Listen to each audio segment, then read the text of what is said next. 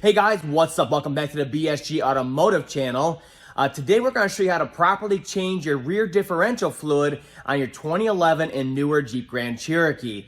Most of them take just 1 quart of the 75W85 fluid. Some take 2 to 3. You'll have to check your owner's manual to see what differential you have and the capacity of your particular vehicle you're working on. The procedure is very simple. It's both a fill and a drain plug, so it's nice and easy, and it should be done every 60,000 miles.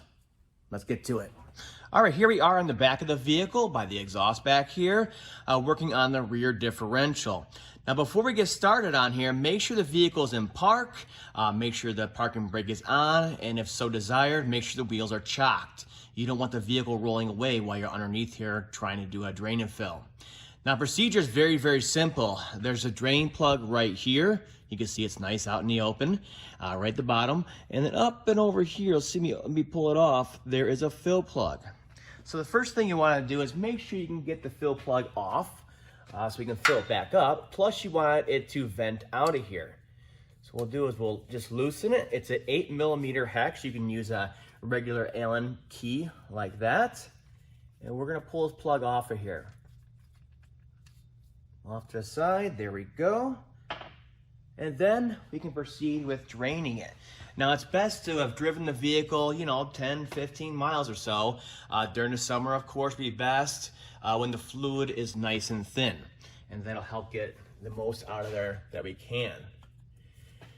But like I said, if you're doing this every 60,000 miles or so, you're gonna get enough fluid out each time you do it no matter what. And you're gonna greatly extend the life of the rear differential. These things are expensive, super expensive. You don't want to be changing differentials out. It's much cheaper to change this nasty fluid out of here. Now, this wasn't too bad. It's got 80,000 miles on it. It's not too bad, but it does lose its properties after a while.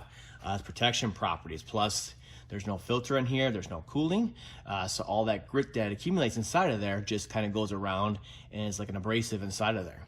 So you see it didn't drain out much.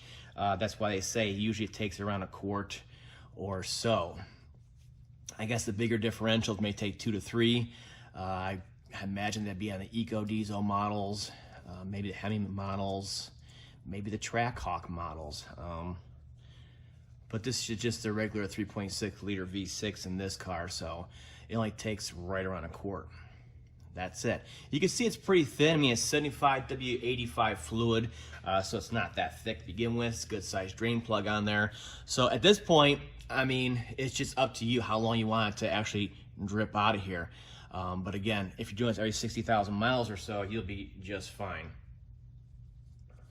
All right, now once you're satisfied with the drain, what you want to do is put a little bit of thread sealant on your plug going back in, and then we'll, definitely get it going and start it by hand. You don't want to cross thread this.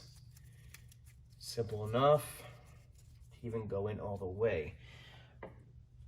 And then you just take your Allen wrench and just grab it up further up here, kind of choke up on it instead of going down here. That'll reduce the amount of leverage you have on it. So just kind of snug it. And that's it. Remember, it's just a plug. It's just plugging up the differential. It's not doing anything else. Then, of course, just get rid of the excess, make it nice and clean, and then we can proceed to the other side here, and we can fill it back up. All right, so this is probably the best angle I can get you guys in here to see the procedure to fill it back up. So we're now looking towards the rear of the vehicle. Our drive shaft's over here, and this is the passenger side of the rear differential. So this right here, of course, is the fill plug, and it's very easy to get to. Up and over the exhaust, we'll go right in. It's best to use these little pumps made just for the quart-sized bottles. They screw right in the top, and then they have a little hose, so we can get it right up in here and start filling it up.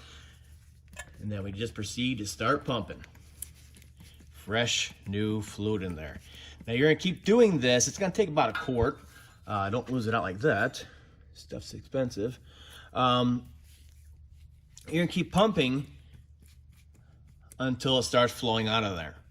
And then once it starts flowing out of there, we're gonna let it level off, and then we're gonna cap it off. keep on pumping. So I keep on pumping until you start seeing it come out like that. So we definitely know we're overflowing at this point. You go ahead and pull your hose out, get it off to the side, and then just kind of let it level off on there. And then once it levels off, you can simply come in with your fill plug, a little bit of sealant just like the rear drain plug, and we can screw it back in by hand. Make sure we don't cross thread. And same thing. And go ahead and just tighten this down by hand. Like that. And there you go. If you have it, you can use some brake clean.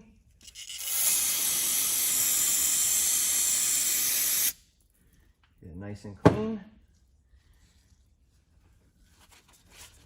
And then you're good to go. And that's how simple it is. And that's being perfect and neat and careful and clean about it. Doesn't take long to change fluid on these, and it'll make them last a long, long time.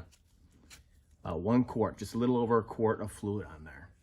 And you're good to go for another 60,000 miles.